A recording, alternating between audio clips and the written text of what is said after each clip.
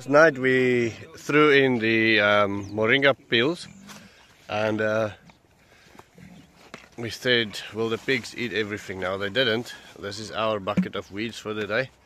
They didn't eat everything, but they did give it a good go. I think within the next couple of days it's probably gonna be all gone. I see they also didn't finish all of their food, so I think they just have too much to eat, which is a possibility. They do, however, love the weeds, so our weedy garden makes us some pork meat as well. To add to their confusion, we're also gonna add some ash and some wood to the pigs' sty, give them an opportunity to eat that. If you haven't seen pigs eat wood yet, I'm gonna leave a link below. They absolutely love charred wood, so whenever we have a barbecue, we push that coals left over, we push that through the pigs, and then that basically gives us charged biochar. So feeding burned wood to pigs, they like it. I had this comment yesterday of, hey Boot, I see your ducks doesn't have a pond, and I do. It's actually almost empty right now and I'm filling it up, but I want to tell you something about it. One afternoon we decided we've got 4 people and we've got 1 hour left. Let's build the ducks a pond, and this was the result. So it was, Harash, go, grab, run, get cement, grab the rocks. You go cut plastic from the worm place. You run, oh no, the plastic is too small, go cut something bigger.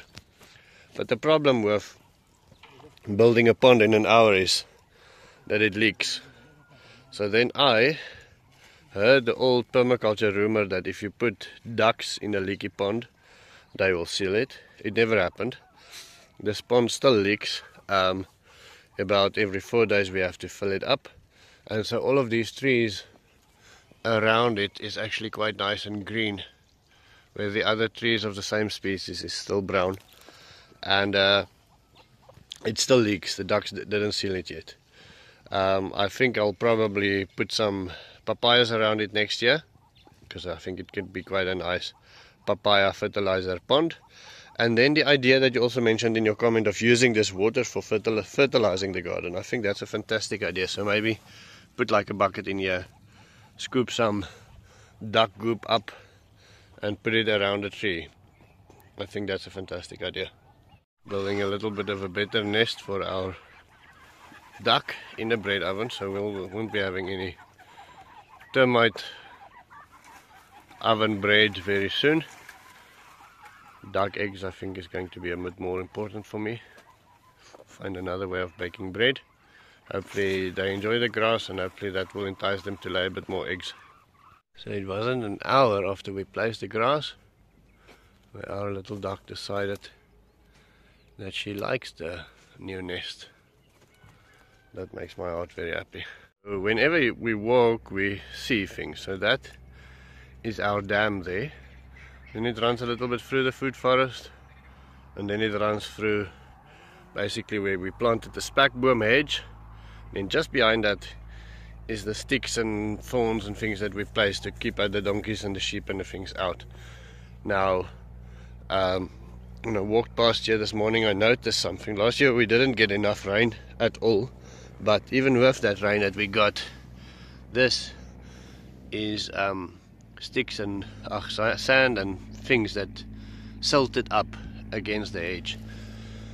So to even improve the effect of slowing down the water here and letting the silt and the erosion settle down before it runs into the pond or the dam there, we are going to fill all of this up here with fine sticks and brushes and things, and make it a lot bigger so that we catch a lot more of that debris before it enters the food forest.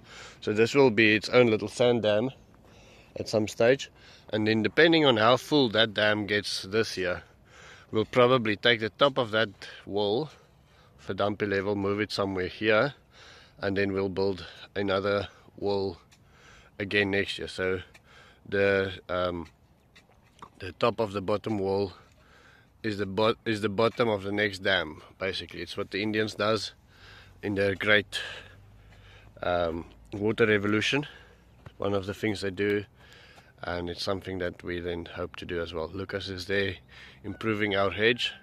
Our spackboom is coming along nicely, there's new growth, but we're also going to plant some moringa between it now as well. So just grabbing all the little sticks from around, like that, only a little bit at a time, but taking into account that everything is full of thorns, it's not a very fun thing to work with. Put it on the ground, tap it down a little bit. So